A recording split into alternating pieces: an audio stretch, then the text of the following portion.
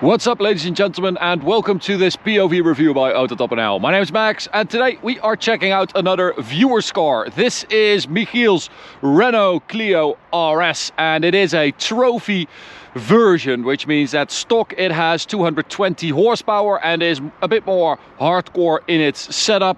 But this car has been tuned. We've got a few mods, so I'm going to show you those as well. And then we'll take it for a little drive towards the Autobahn for an Autobahn blast. Now, the Clio 4 RS is kind of the start of a different direction for Renault Sport when it comes to the Clio. It feels like they went from like the most hardcore, most agile, most chuckable hothatch in this class to sort of a Volkswagen Polo GTI competitor with a dual clutch gearbox, with like some infotainment screen nonsense, and only available as a four-door.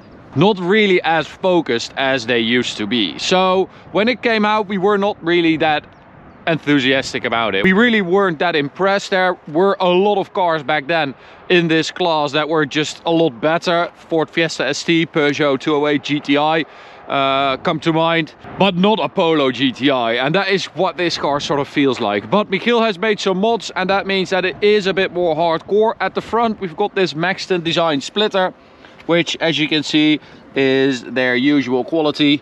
Not really that great. We do have a trophy sticker there, all black at the front, and these really cool like Finnish flag daytime running lights.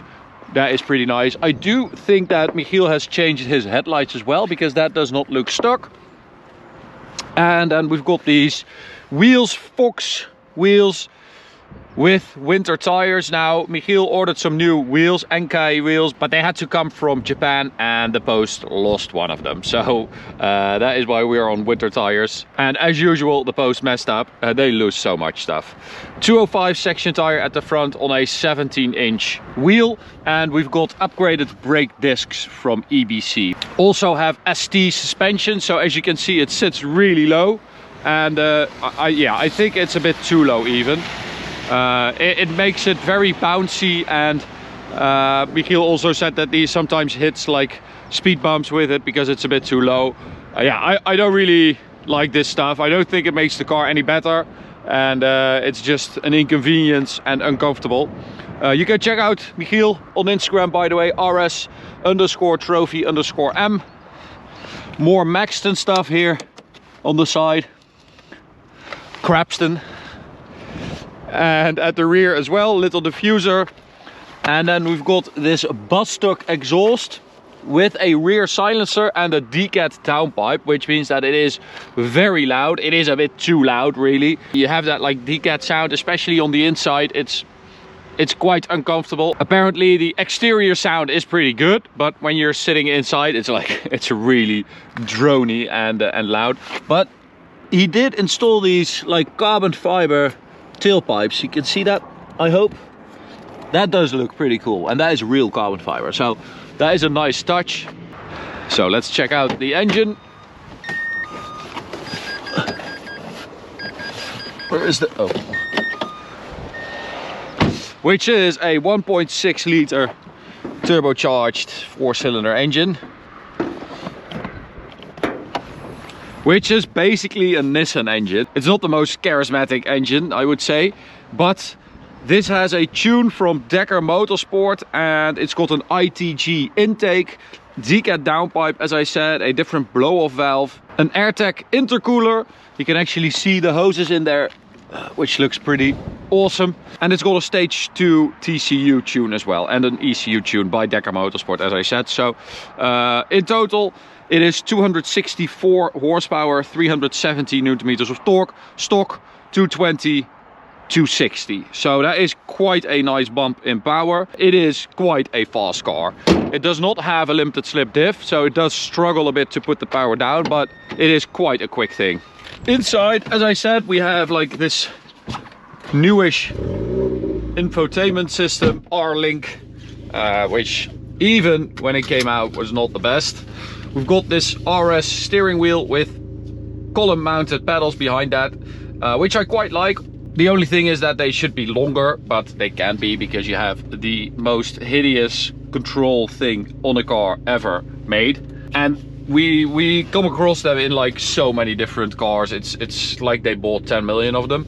But that's why the pedal shifter could not be longer probably, which would have been nice. And also it's very cluttered, so you have like that much space between the stalk and the pedal, which is kind of annoying.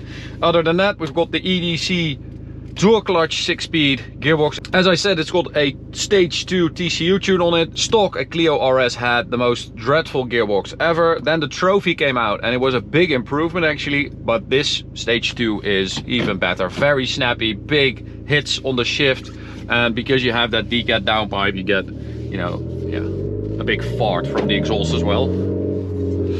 We do want race mode, so you just press the RS drive button and hold it. Manual mode for the gearbox.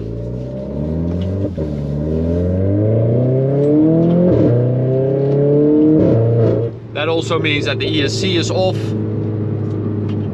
and as I said, it is really loud.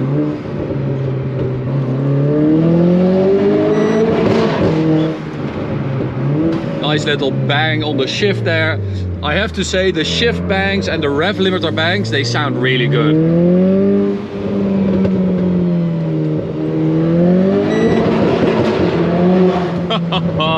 That is pretty cool. That is a lot of drama. I quite like that.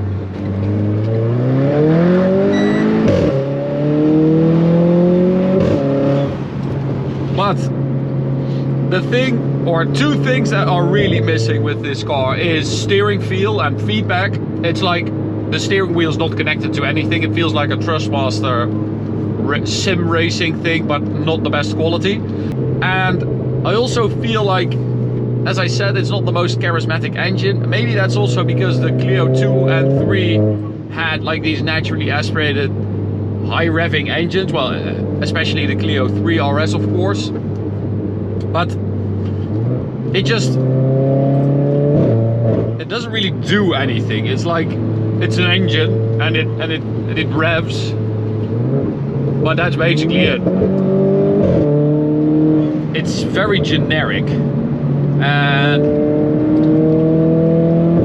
I feel like that is the biggest issue of this car. It feels generic, whereas most RS models always felt really special.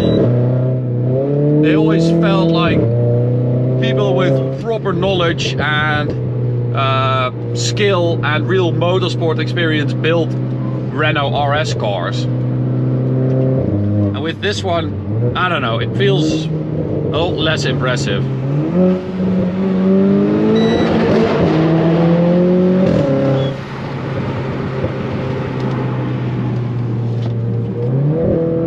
Yeah, there's just, the steering is so dead.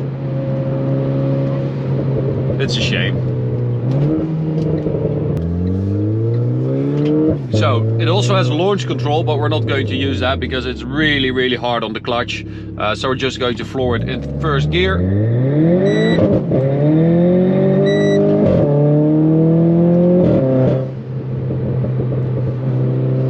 So you can hear that it struggles for traction a little bit. That is also because we have winter tires, of course. But yeah, it's a quick little car.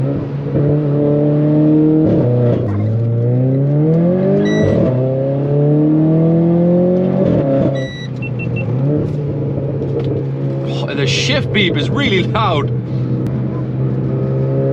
Okay, at the Autobahn. Full throttle.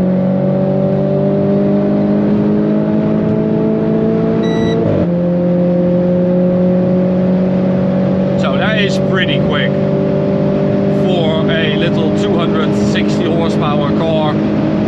It is performing really well actually.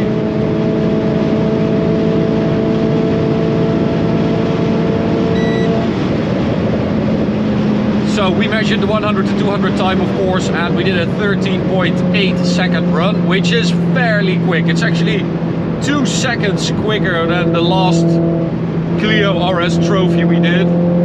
Which had 250 horsepower, so either that one didn't have that or this is a very healthy tune, but it definitely has 260 horsepower. It's not, you know, made for the Autobahn, of course, and especially since Michiel lowered it so much and put this ST suspension on here. Yeah, it's, it's very harsh.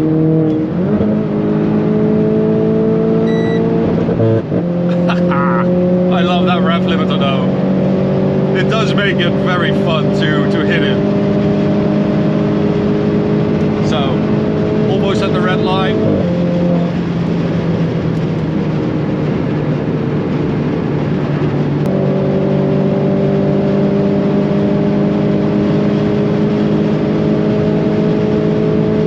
At the higher revs, the sound really is a lot better. It's those low revs that decant downpipe is really like generating that brown sound.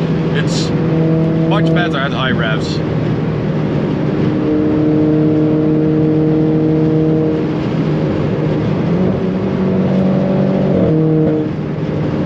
So now that the road has dried up a little bit, yeah, it's just the steering feel that is totally absent. But of course, without a limited slip diff, if you start adding power, it does not automatically mean that you improve the car. It will improve the car, you know, in a straight line or 100 to 200, but yeah, it's difficult to put the power down, especially on a wet road. But I do like the fact that Michiel added some drama to it. You know, that sound, the gearbox is a lot more snappy. And that rev limiter, I can do that all day. I won't, but...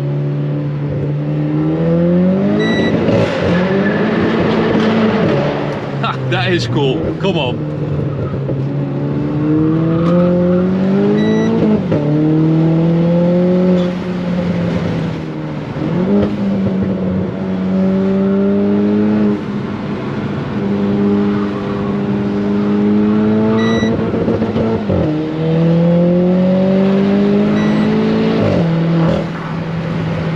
So, that's it for this review. Hope you enjoyed it.